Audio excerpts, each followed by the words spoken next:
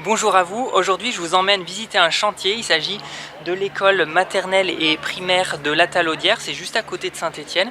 Et c'est mes confrères architectes Atelier des Vergers associés avec Damien Gallet qui l'ont réalisé.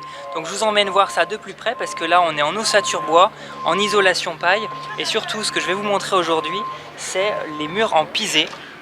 Parce que le pisé, on le voit souvent dans les projet de rénovation. C'est une technique ancienne qui est un peu oubliée, mais ça peut toujours se faire. Et là, on l'a fait en neuf, donc c'est ces murs-là. Alors, c'est des murs épais, comme les murs anciens. Là, on a à peu près une cinquantaine de centimètres d'épais. Alors, ces murs en pisé, comment ils sont construits? Donc là, on a une entreprise spécialisée qui a fait ça.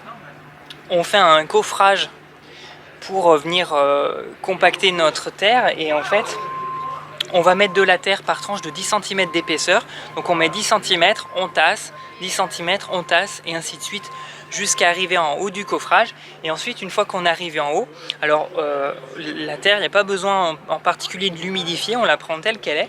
Et une fois qu'on est arrivé en haut, et bien on peut enlever le coffrage sans attendre un délai de séchage, et la terre tient.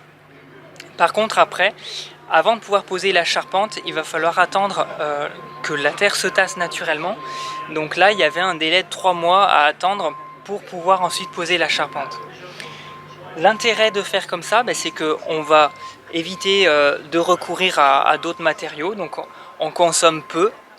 On consomme peu d'énergie grise, contrairement au béton. On ne consomme pas de sable, on consomme de la matière qui est locale.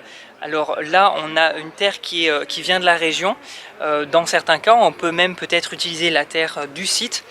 Là, ça n'a pas pu être possible parce qu'il faut quand même, pour faire du pisé, que la terre ait certaines propriétés.